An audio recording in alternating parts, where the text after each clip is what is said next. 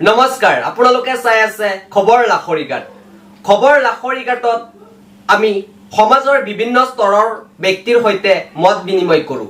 ৰাজনৈতিক ব্যক্তিৰ সৈতে মত বিনিময় কৰোঁ, সামাজিক ব্যক্তিৰ সৈতে মত বিনিময় কৰোঁ। সেই গতিকে আজি আমাৰ খবৰ লাখৰিঘাট ষ্টুডিঅ'লৈ মাতি আনিছোঁ মৰিগাঁও জিলাৰ ৰাইজৰ দলৰ সাধাৰণ সম্পাদক ৰাতুল ইছলাম ডাঙৰীয়াক। ৰাতুল ইছলাম ডাঙৰীয়াৰ লগত আজি মত বিনিময় কৰিম। পোনপ্ৰথমে আপোনাক নমস্কাৰ জনাইছো। নমস্কাৰ।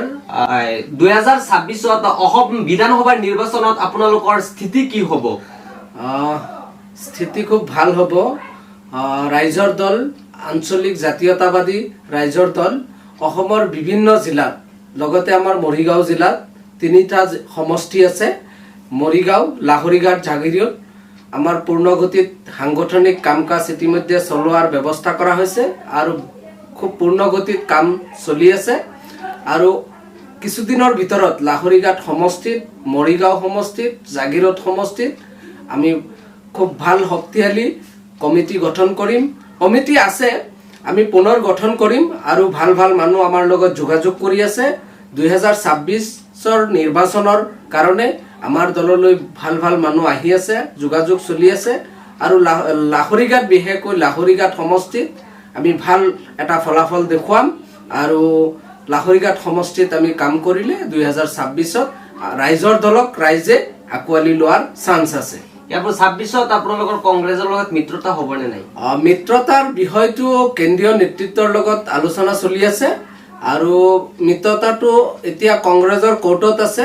বাকী সৰু বৰ যিমান দল আছে সকলোৱে মিত্ৰতা বিচাৰিছে আৰু আমিও আজিৰ এই সংবাদ মাধ্যমৰ জৰিয়তে অসম প্ৰদেশ কংগ্ৰেছ কমিটিক আমি আহ্বান জনাইছো, মিত্ৰতা কৰিলে বিজেপি অসমৰ পৰা উৎখাত হ'ব।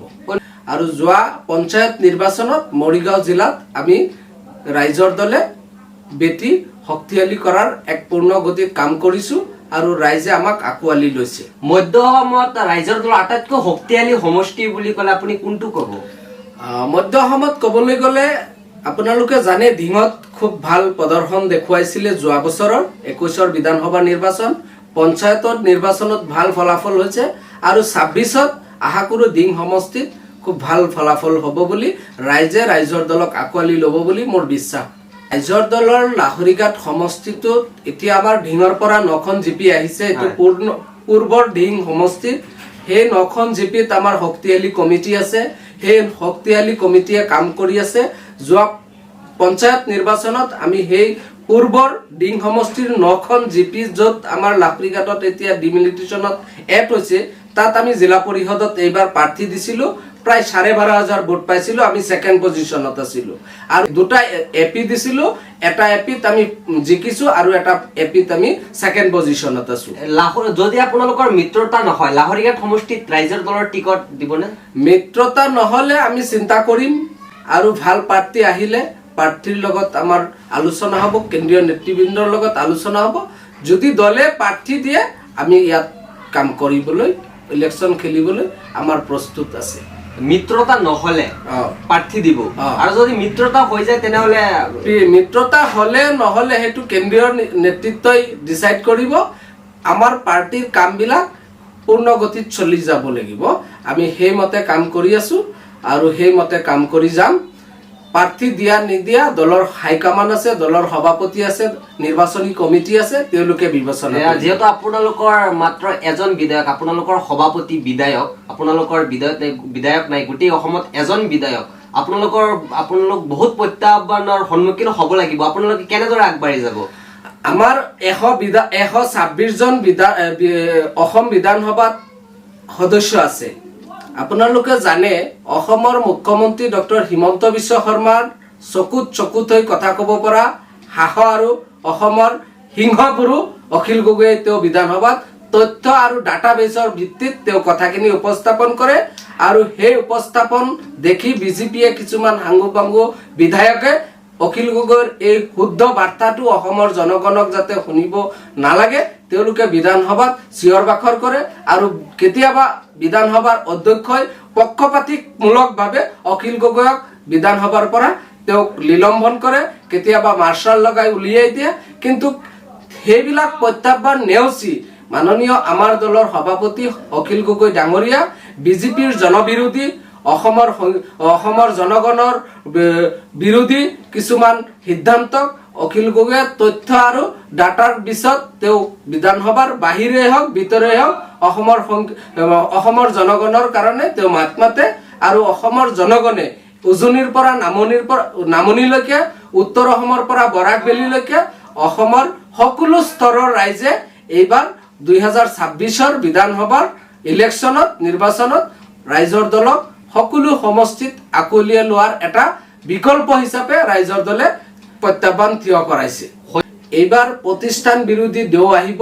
আপোনালোকক আমি এটা কথা কৈ দিছো, বিজেপিয়ে অসমৰ পৰা এটা প্ৰতিষ্ঠান বিৰোধী তেওঁলোকে এইবাৰ প্ৰত্যাহ্বান হ'ব লাগিব আৰু সেই প্ৰতিষ্ঠান বিৰোধীৰ দৌৰত ৰাইজৰ দলে প্ৰবল প্ৰত্যাহ্বান জনাব বিজেপি আৰু AIDF-ক। আপোনালোকৰ অধ্যুষিত অঞ্চলতে AIDF-ৰ কেতিয়াবা যথেষ্ট জনপ্ৰিয়তা দেখা যায়, কি ক'ব?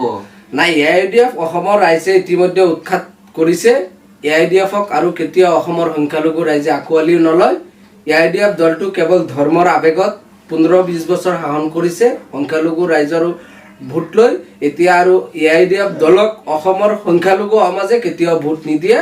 তাৰ প্ৰমাণ লোকসভা নিৰ্বাচন আৰু পঞ্চায়ত নিৰ্বাচন। দিং সমষ্টি বিগত 20 বছৰ ধৰি অন্ধকাৰত আছে।